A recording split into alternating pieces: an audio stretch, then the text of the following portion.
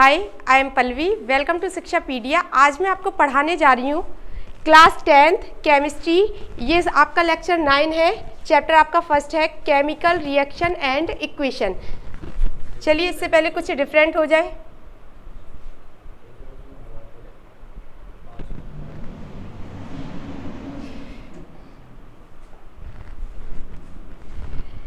काला रंग भावनात्मक रूप से बुरा होता है, लेकिन हर ब्लैक बोर्ड विद्यार्थियों की ज़िंदगी वाइट बनाता है। ये एपीजे अब्दुल कलाम जी हैं। इन्होंने क्या बोला? इन्होंने बोला कि जो काला रंग होता है वो भावनात्मक रूप से कैसा होता है? बुरा होता है, लेकिन हर ब्लैक बोर्ड विद्यार्थियों की ज़िंदगी वाइट बनाता है। आपने देखा होगा कि अगर हम ब्लैक कलर की बात करें तो ये कह देते हैं कि ब्लैक कलर जो होता है वो भावनात्मक रूप से बुरा होता है, कि ब्लैक कलर नहीं मतलब इसे नहीं पहनना चाहिए, ऐसा बोल देते हैं। ठीक है। अगर आपने देखा होगा जब आप स्कूल जाते हैं तो कॉलेजों में आपने देखा होगा आपका जो बोर्ड होता है वो कैसा होता है? ब्लैक कलर का होता है, और उसी पर ही आप अपनी शिक्षा को ग्रहण करते हो। तो उससे क्या हुआ? आप अपने लक्ष्य को हासिल करते हो। तो उस बोर्ड ने आपको क्या किया? आपको एक इंटेलिजेंट इंसान बनाया और आपकी जो लाइफ है उसको बेहतर बनाया। तो यही बोला गया है। ये एपीजे अब्दुल कलाम जी है। इन्होंने क्या बोला कि काला रंग भावनात्मक रूप से बुरा होता है, लेकिन हर ब्लैक बोर्ड विद्यार्थियों की जिंदगी वाइट बनाता है, ब्राइट बनाता है। चलिए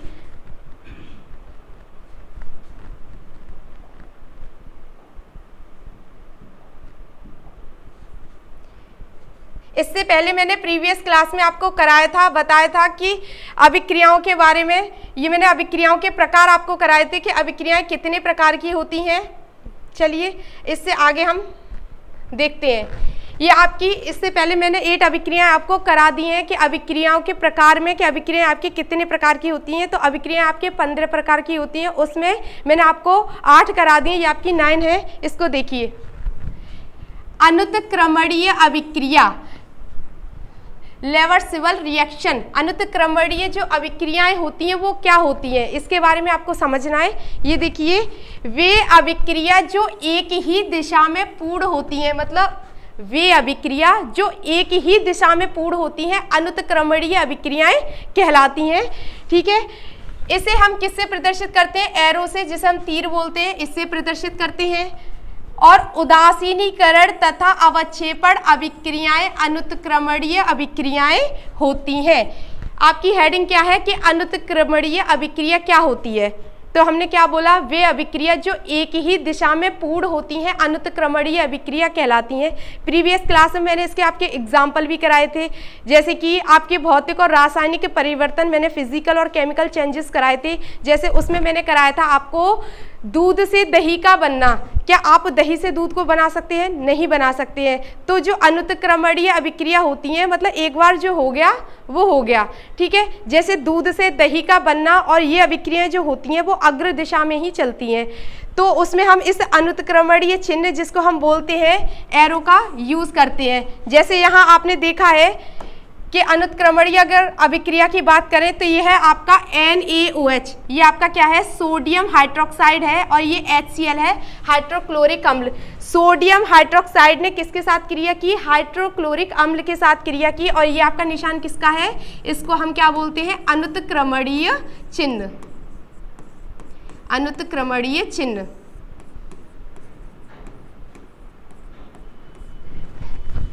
NaOH सोडियम हाइड्रोक्साइड, इसने HCl हाइड्रोक्लोरिक अम्ल के साथ क्रिया की, और क्रिया करने के बाद में यहाँ पर एरो का निशान लगाया और NaCl बन गया।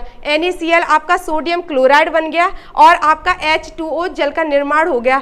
तो यहाँ पर क्या है? NaCl, ये आपका क्या होता है? ये नमक का, साधारण भाषा में बोला जाए तो ये आपके नमक का फॉर्मूला होता है NaCl, और यहाँ आपका क्या बन गया? जल बन गया। तो यहाँ पर क्या हुआ?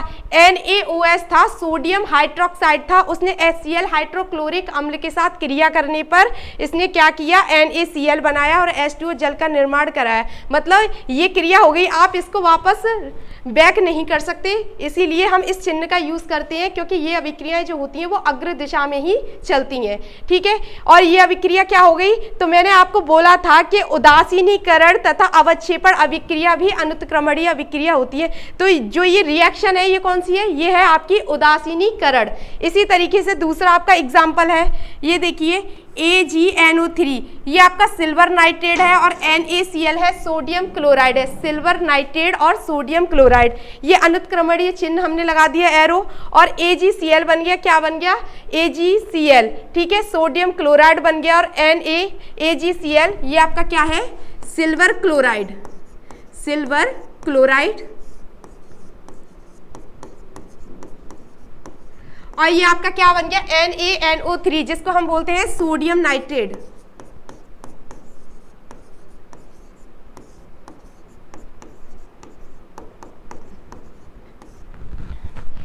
यहाँ देखिए AgNO3 ये आपका है सिल्वर नाइट्रेट, और NaCl sodium chloride, arrow AgCl ये क्या है, सिल्वर क्लोराइड, और NaNO3 सोडियम नाइट्रेट। तो ये दो चीज़ों में बन गया। तो इसमें हम किस निशान का यूज करते हैं, यह है आपका अनुत्क्रमणीय चिन्ह, जिसे हम एरो बोलते हैं। तो अनुत्क्रमणीय अभिक्रियाएं क्या होती हैं, जिसको हम रिवर्सिबल रिएक्शन कहते हैं। अनुत्क्रमणीय अभिक्रिया वे अभिक्रियाएं जो एक ही दिशा में पूर्ण होती हैं, अनुत्क्रमणीय अभिक्रियाएं कहलाती हैं।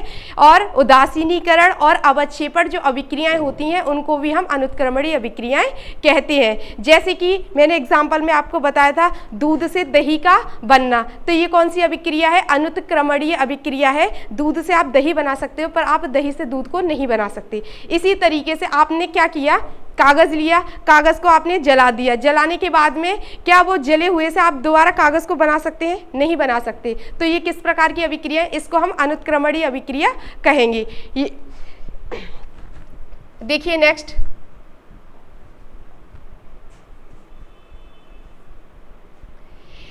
वियोजन अभिक्रिया।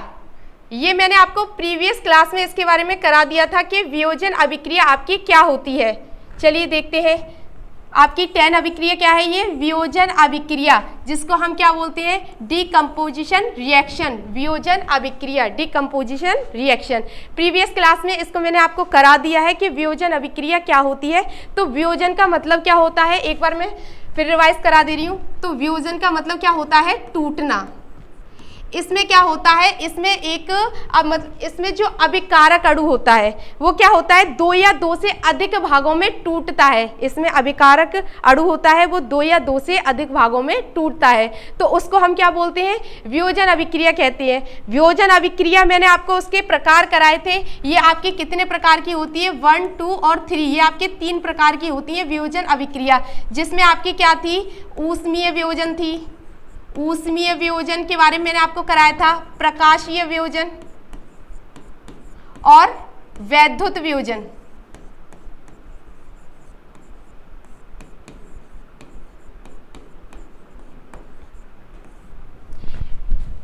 वियोजन अभिक्रिया जिसको डीकम्पोजिशन रिएक्शन कहते हैं, इसमें क्या होते हैं, अभिकारक अणु होते हैं जो 2 या 2 से अधिक भागों में टूट जाते हैं, जिसको हम क्या बोलते हैं, वियोजन अभिक्रिया। वियोजन अभिक्रिया आपकी 3 टाइप्स की होती हैं। यहाँ पर आपका फर्स्ट है ऊष्मीय, सेकंड है प्रकाशीय और थर्ड है आपका वैद्युत वियोजन। ऊष्मीय वियोजन क्या होता है, इसमें जो अभिकारक अणु होते हैं वो ऊष्मा की उपस्थिति में वियोजित होते हैं, अलग होते हैं। जैसे उनको गर्म कर दिया गया है तो गर्म करने पर वो वियोजित होते हैं, ये आपका ऊष्मीय वियोजन है। इसमें मैंने सेकंड आपको प्रकाशीय वियोजन कराया था। तो इसमें जो अभिकारक अणु होते हैं वो सूर्य के प्रकाश की उपस्थिति में अलग होते हैं, वियोजित होते हैं, उसको हम क्या बोलते हैं, प्रकाशीय वियोजन कहते हैं। इसी तरीके से आपका वैद्युत वियोजन होता है। इसमें जो अभिकारक अणु होते हैं वो विद्युत के द्वारा क्या होते हैं, वियोजित होते हैं, टूटते हैं, उसको हम क्या बोलते हैं, वैद्युत वियोजन कहते हैं। ये मैंने आपको प्रीवियस क्लास में कराया था। अब इससे नेक्स्ट आप देखिए, ये आपका 11 है ऊष्माक्षेपीय अभिक्रिया। अब ऊष्माक्षेपीय अभिक्रिया क्या होती है, इसके बारे में समझना है। ये देखिए, वह रासायनिक अभिक्रिया जिसमें ऊष्मा का उत्सर्जन होता है, ऊष्माक्षेपीय अभिक्रिया कहलाती है। मतलब वह रासायनिक अभिक्रिया जिसमें ऊष्मा का उत्सर्जन होता है, अर्थात हम ये कह सकते हैं कि जो ऊष्मा होती है वो बाहर निकलना ऊष्माक्षेपीय अभिक्रिया कहलाता है। तो हम कह सकते हैं कि ऊष्माक्षेपीय अभिक्रिया क्या होती है, तो वह रासायनिक अभिक्रिया जिसमें ऊष्मा का उत्सर्जन होता है। हम ये कह सकते हैं कि जो आपकी ऊष्मा होती है वो बाहर निकलती है, उसको हम क्या बोलते हैं, ऊष्माक्षेपीय अभिक्रिया, मतलब जिसमें ऊष्मा बाहर निकलती है उसको ऊष्माक्षेपीय अभिक्रिया कहते हैं। यहाँ आप देख सकते हैं ऊष्माक्षेपीय अभिक्रिया में आपका फॉर एग्जाम्पल यह है आपका N2+3H2 नाइट्रोजन है, आपका ये क्या हाइड्रोजन है। यहाँ एरो का निशान हमने लगा दिया, ये आपका अनुत्क्रमणीय चिन्ह है, और यहाँ पर NH3 बन गया, आपका अमोनिया बन गया, ठीक है। तो यहाँ पर नाइट्रोजन और हाइड्रोजन जब आपस में इन्होंने क्रिया की, क्रिया करने के बाद में इन्होंने अमोनिया बना दिया, तो इसमें जो ऊर्जा, कितनी ऊर्जा जो उत्सर्जित हुई, बाहर निकली, यहाँ देखिए इसमें 22.4 किलो केल्विन जो ऊष्मा थी वो उत्सर्जित हुई, बाहर निकली, ठीक है। यह अभिक्रिया हमारी, और जब ऊष्मा उत्सर्जित होती है या बाहर निकलती है तब यहाँ हम प्लस का निशान यूज करते हैं। यहाँ देखिए नेक्स्ट आपका है SO2 सल्फर डाइऑक्साइड, और यहाँ पर O2 है, ये आपकी ऑक्सीजन है, ऑक्सीजन जिसको हम वायु बोलते हैं, ये आपकी सल्फर डाइऑक्साइड है, ये ऑक्सीजन है। एरो आपका SO3 बना, और इसमें से जो ऊर्जा निकली वो कितनी निकली, 43.6 किलो केल्विन ऊष्मा इसमें से बाहर निकली, उत्सर्जित हुई। इसको हम क्या बोलते हैं, इसको हम कह सकते हैं ऊष्माक्षेपीय अभिक्रिया। ऊष्माक्षेपीय अभिक्रिया क्या थी, तो इसमें मैंने क्या बताया था, वह अभिक्रिया जिसमें ऊष्मा उत्सर्जित होती है या ऊष्मा बाहर निकलती है उसको हम क्या बोलते हैं, ऊष्माक्षेपीय अभिक्रिया। जैसे मैंने आपको बताया कि आपका इसमें आपका 22.4 किलो केल्विन ऊष्मा बाहर निकली, और यहाँ पर आपकी 43.6 किलो केल्विन ऊष्मा बाहर निकली, तो यह अभिक्रिया आपकी ऊष्माक्षेपीय अभिक्रिया है। नेक्स्ट यह है आपकी ऊष्मा शोषीय अभिक्रिया।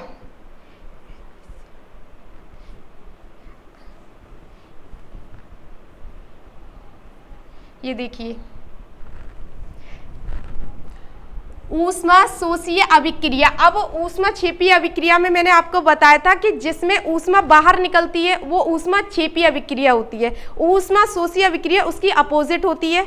इसको देखिए, वह रासायनिक अभिक्रिया जिसमें ऊष्मा का अवशोषण होता है। अवशोषण का मतलब क्या होता है कि जो ऊष्मा होती है वो ग्रहण की जाती है, ली जाती है, उसको हम क्या बोलते हैं, ऊष्मा शोषीय अभिक्रिया, ठीक है। तो वह रासायनिक अभिक्रिया जिसमें ऊष्मा का अवशोषण होता है, अर्थात हम ये कह सकते हैं कि जो ऊष्मा होती है ऊष्मा को ग्रहण किया जाता है, उसे हम कहते हैं ऊष्मा शोषीय अभिक्रिया कहते हैं या कहलाती हैं, ठीक है।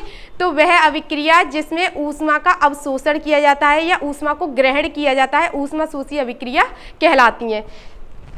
यह है आपका एग्जाम्पल, देखिए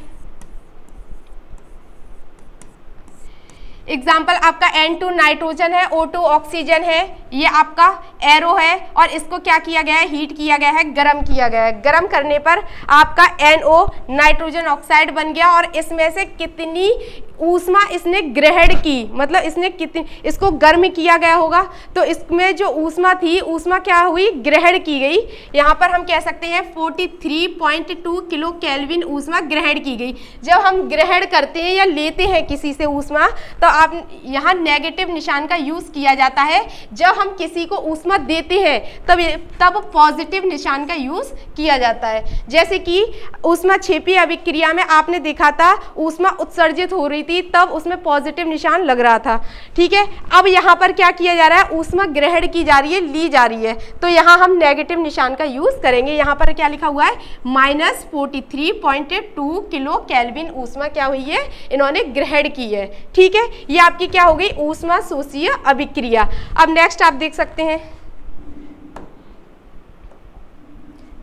ये देखिए ऊष्मा शोषीय अभिक्रिया के उदाहरण लिखिए। अब आपको ये पता होना चाहिए कि ऊष्मा शोषीय अभिक्रिया, इसका एग्जाम्पल क्या है। क्वेश्चंस ऐसे पूछ लेते हैं कि ऊष्मा शोषीय अभिक्रिया क्या होती है, इसको उदाहरण सहित समझाइए। ये देखिए,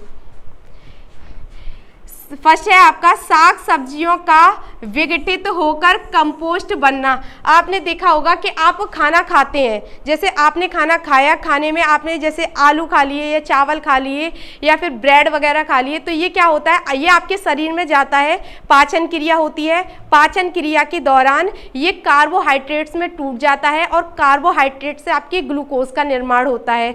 उस ग्लूकोज के कारण ही वही ग्लूकोज आपके शरीर की नसों में जाता है, जिससे आपकी जो श्वसन क्रिया होती है वो अच्छे से हो जाती है। ठीक है, इसी तरीके से आप साग सब्जी का विघटित होकर कंपोस्ट बनना। आपने देखा, आपने जो भी आप खाते हैं, खाने के बाद में वो हमारे शरीर में पहुंचता है, पहुंचने के बाद में पाचन क्रिया होती है और वह छोटे छोटे टुकड़ों में टूट जाता है, जिससे हमारे शरीर को एनर्जी मिलती है। ठीक है, तो ये क्या है, कंपोस्ट में टूटना मतलब छोटे छोटे टुकड़ों में टूट जाना। सेकंड आपका क्या है, श्वसन की प्रक्रिया होना। इसमें मैंने क्या बताया था, अभी आपको बताया था, जिससे ग्लूकोज का निर्माण होता है और ग्लूकोज वह हमारी नसों में जाता है, जिससे कि हमारी जो श्वसन क्रिया होती है वो भी अच्छे से हो जाती है। तो सेकंड आपका क्या है, श्वसन की प्रक्रिया इसी के द्वारा होती है। थर्ड है आपका प्राकृतिक गैसों का दहन। प्राकृतिक गैसें जो होती हैं जैसे कि CH4 है, ये आपकी गैस है, इसलिए हमने G बना दिया है। मेथेन गैस है, इसने ऑक्सीजन की उपस्थिति में क्रिया की, जिसको हम वायु बोलते हैं। मेथेन गैस ने ऑक्सीजन की उपस्थिति में क्रिया की और ये एरो का निशान है, जिससे आपका क्या बना, CO2 कार्बन डाइऑक्साइड गैस बनी और H2O जल का निर्माण हो गया। ठीक है, H2O यहाँ पर आपका जल का निर्माण हो गया। यहाँ आप देख सकते हैं प्राकृतिक गैस का दहन। आपकी जो प्राकृतिक गैसें होती हैं उनका दहन किया जाता है, उनको जलाया जाता है। जैसे कि आपकी मेथेन प्राकृतिक गैस है, O2 आपकी प्राकृतिक गैस है, इन्होंने क्रिया की, क्रिया करने के बाद में यहाँ पर CO2 कार्बन डाइऑक्साइड गैस का निर्माण हुआ और यहाँ पर आपका जल गैस के रूप में बन गया। तो ये क्या है, प्राकृतिक गैसों का दहन।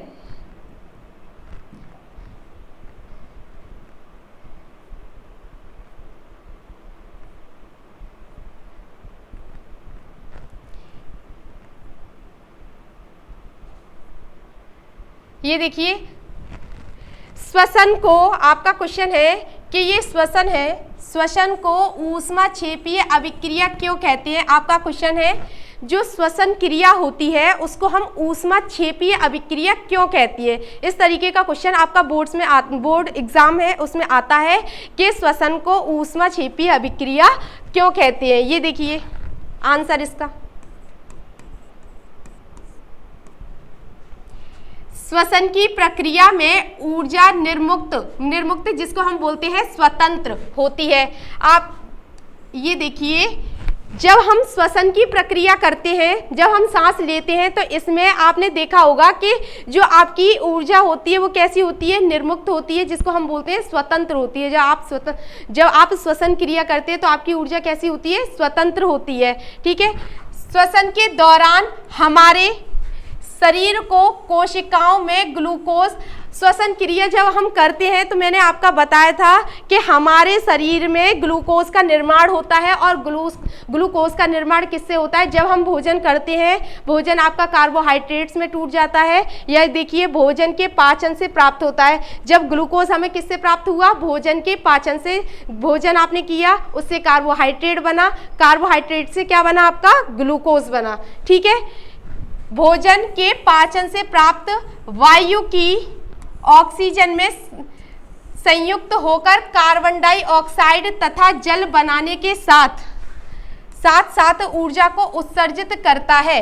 ये देखिए आपका क्वेश्चन समझिए, पहले ये क्या बोल रहा है कि श्वसन को ऊष्माक्षेपीय अभिक्रिया क्यों कहा जाता है। आप जो श्वसन क्रिया करते हैं उसको ऊष्माक्षेपीय अभिक्रिया क्यों कहते हैं। ये देखिए, श्वसन की प्रक्रिया में जो ऊर्जा होती है वो स्वतंत्र होती है। जब आप सांस लेते हैं तो आपने देखा होगा कि आपकी जो ऊर्जा है वो स्वतंत्र है। ठीक है, श्वसन के दौरान आपने देखा होगा कि श्वसन के दौरान हमारे शरीर की जो कोशिकाएं होती हैं उसमें ग्लूकोज होता है। श्वसन क्रिया जब हम करते हैं तो श्वसन हम जब आपके शरीर में एनर्जी होगी तभी तो आप श्वसन क्रिया अच्छे से कर पाएंगे।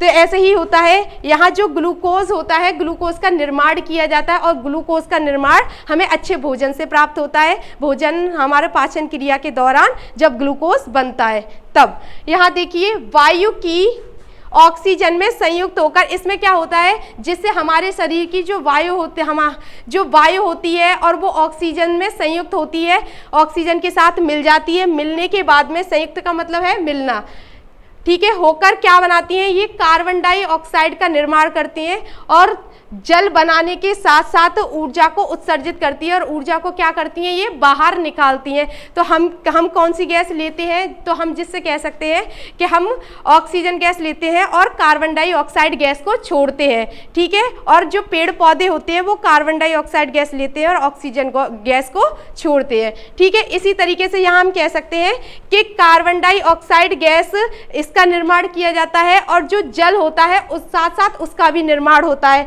ठीक है, जिससे हम ये कह सकते हैं कि आपकी जो ऊर्जा होती है वो उत्सर्जित होती है, ऊर्जा आपकी बाहर निकलती है, क्योंकि आप ऑक्सीजन को जब आप श्वसन क्रिया करते हैं तो आप क्या करते हैं, तो आप कार्बन डाइऑक्साइड गैस लेते हैं और ऑक्सीजन गैस को छोड़ते हैं। तो ये क्रिया किस तरीके से हुई, जब आपका भोजन अच्छा होगा, आपका भोजन अच्छे से पाचन क्रिया कर रहा होगा, जिससे कि आपके शरीर में ग्लूकोज का निर्माण होगा, इससे आपकी जो पाचन क्रिया होगी वो अच्छे से हो जाएगी और श्वसन क्रिया भी बेहतर रहेगी। ये देखिए इसका एग्जाम्पल देखिए, ये है आपका C6H12O6, ये इस तरीके से लिखा हुआ है C6H12O6, ठीक है।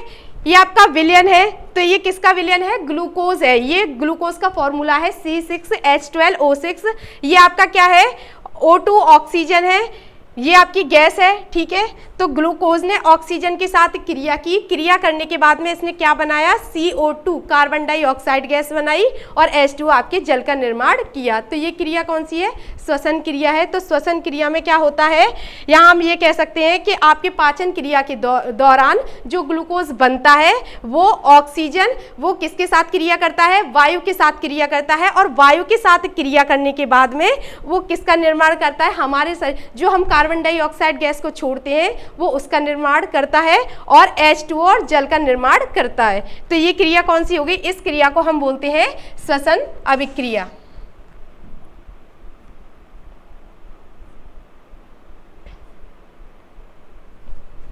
Thank you. मेरे चैनल को लाइक कीजिए, सब्सक्राइब कीजिए, शेयर कीजिए और बेल आइकन को दबाना ना भूलिए। धन्यवाद।